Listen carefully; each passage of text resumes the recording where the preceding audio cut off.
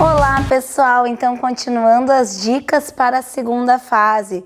No primeiro vídeo vimos algumas dicas que garantem aqueles 0,10, 0,20 até 0,40 daqui a pouco que a gente precisa lá para pontuar na segunda fase em Direito do Trabalho. E agora, dando continuidade ao vídeo, nós vamos ver um pouco da estrutura de cada peça, não de forma tão aprofundada, porque a ideia é mais uma revisão. Então, estrutura de cada peça, que é aquilo que, como a gente falou no primeiro vídeo, é o que deve constar no teu rascunho, o esqueleto de cada peça. Então, vamos lá. Primeiro, lembrando quais são as peças mais cobradas na prova da ordem. Reclamatória trabalhista, já foi cobrado depois da FGV algumas vezes, né? Depois nós tivemos contestação, que é a peça mais cobrada da prova da OAB, já foi cobrada mais de 10 vezes, e o recurso ordinário, que já foi cobrado mais de 8 vezes. Então, são essas as peças que o aluno tem que se dedicar de forma a se preparar mais para a prova. Então, essas são as peças, mas é claro, eu vou estudar as demais peças, mas essas, se eu tenho pouco tempo, é nessas que eu tenho que me focar na estrutura. Bom, lembrando, como a gente falou no primeiro vídeo, preliminares, eu tenho que saber preliminares. Eu tenho que estar com meu artigo 337 do CPC bem alimentado para que eu acerte as preliminares da prova, que podem ser cobradas tanto em contestação quanto em recurso ordinário. Bom, e aí, o que eu não podia deixar de pontuar lá na prova? Não posso esquecer do endereçamento. O endereçamento não é juiz de direito, é juiz do trabalho da vara do trabalho. O que mais tem? Pedidos de honorários. Pedidos de honorários. Honorários, eles têm dado 0,40. Eles têm dado 0,40, somando 0,20 dos honorários na reconvenção e 0,20 dos honorários na ação principal. E a conclusão da peça, pedido de provas gerais. Então, tudo isso eu não posso esquecer, porque é o que me garante alguma pontuação ainda que mínima. Certo? Porque eu não posso ficar por 0,10, por 0,20 na prova.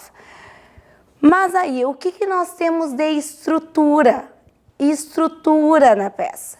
Reclamatória trabalhista. Qual é a estrutura dessa peça da reclamatória? Quais são os pontos que eu não posso esquecer que pontuam? Então, eu vou lá no meu esqueleto de reclamatória trabalhista. Vou mandar para o juiz, encaminhar, então, para o juiz de primeiro grau, para a vara do trabalho, que for mencionada no exercício como local de prestação de labor. E aí vou começar. Item 1. Qual é o item 1 da reclamatória trabalhista? Tutela provisória ou pedido liminar. Eu tenho que olhar se na reclamatória trabalhista o exercício traz, o enunciado traz algum indício de que este reclamante precisa de urgência no atendimento. Por exemplo, um caso de reintegração, ou um caso de liberação de seguro-desemprego, ou um caso de liberação de alvará de FGTS. Se tem essas informações, então já é o meu item 1. É o item 1 da reclamatória trabalhista. Eu vou para o item 2. Eu olho, tem algo no enunciado que fale sobre tramitação preferencial? Tem algo no enunciado que traga a ideia de tramitação preferencial? O que é tramitação preferencial? Se ele é idoso, se ele é portador de deficiência. Tem algumas regras da tramitação preferencial. Então, que a gente claro, isso a gente vê com mais detalhes no decorrer da aula. Mas eu tenho que, então, primeiro item eu tenho que ver. Existe algo de tutela provisória? Algo que diga que eu precise enunciar a tutela provisória? Item 2. Existe alguma informação no enunciado em que seja necessária a tramitação preferencial do processo? Ele é idoso, ele é portador de deficiência, ele tem alguma doença grave? O reclamante, no caso, então eu abro mais um item, porque só da tutela provisória e tramitação preferencial que você identificou, daqui a pouco você tira 0,40, 0,60 em cada um desses itens, se houver no enunciado. Depois, qual é o próximo que eu vou chegar? No mérito. Aí, abro o mérito lá do processo, que é fatos, certo? E o mérito que eu trago no processo, cada item, equiparação salarial, horas extras, aí eu vou identificar no enunciado. Vou identificar no enunciado o que eu tenho de fato, o que eu tenho de mérito para trazer no processo. E o que eu vou fazer? Lembra que eu falei? O que eu vou fazer no meu esqueleto? No meu esqueleto e no meu rascunho, eu vou colocar cada um lá no rascunho que a FGV me proporciona, eu vou colocar cada um. Então, tutela provisória, já sei que é meu item 1. Será que tem tutela provisória? Isso aqui lá no meu rascunho. Já identifico. Se não tem, já sei que eu não vou alegar na peça. Vou para o meu item 2, porque eu tenho que fazer esse mapa mental. Vou para o meu item 2, tramitação preferencial. Será que tem tramitação preferencial no processo? Opa, aqui tá dizendo que ele tinha 70 anos, o reclamante. Se ele tem 70 anos, esse trabalhador, eu tenho tramitação preferencial. Então, eu já vou lá colocar o artigo, a lei da tramitação preferencial, que eu sei que eu vou indicar nesse momento. Aí, vou lá pro fatos e fundamentos, que é meu mérito. Item 3, fatos e fundamentos, que é o meu mérito. Isso aqui eu só estou fazendo no rascunho da prova. Fatos e fundamentos, o que eu vou achar lá no mérito? Opa, aqui está dizendo que ele trabalhou horas a mais.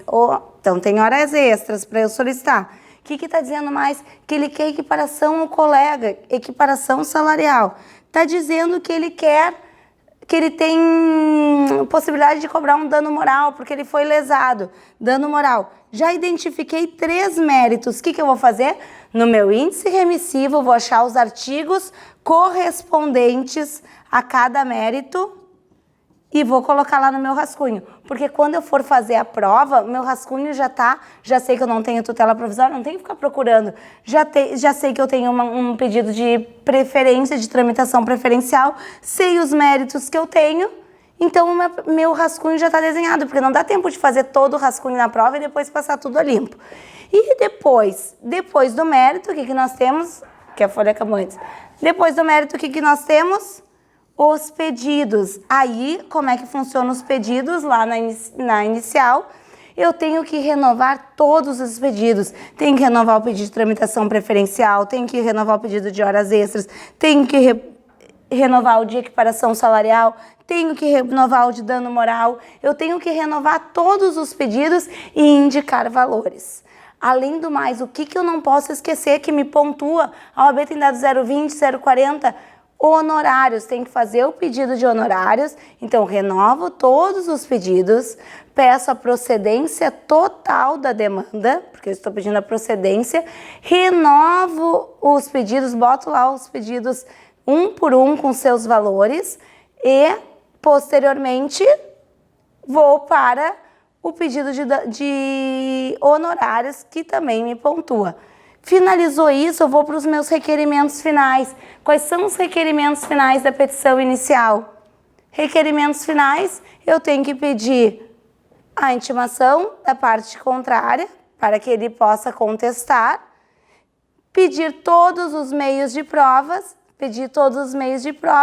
e aí eu encerro a minha peça com, não esquecendo, sem identificar, Porto Alegre, OAB e data, e coloco Porto Alegre, boto advogado, OAB e data.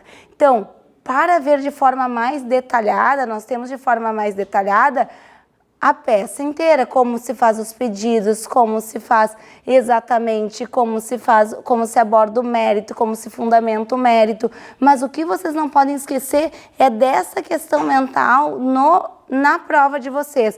Eu falei em inicial, eu tenho tutela provisória, eu tenho que analisar se tem tramitação preferencial, analiso quais méritos tem, eu tenho pedidos e eu tenho pedidos com a indicação de valor, certo? Na última prova a OAB deu 0,10 para quem indicasse os valores, ou se não, tu não tens a base, se tu não tens a base dos valores, tu vai conforme valor tal, valor provisório em. Então, tu vai botar 3 pontinhos e não coloca o valor. E termina lá com os requerimentos, como eu falei, e o encerramento da peça, porque é isso que te pontua, para que tu possa ganhar a pontuação da peça.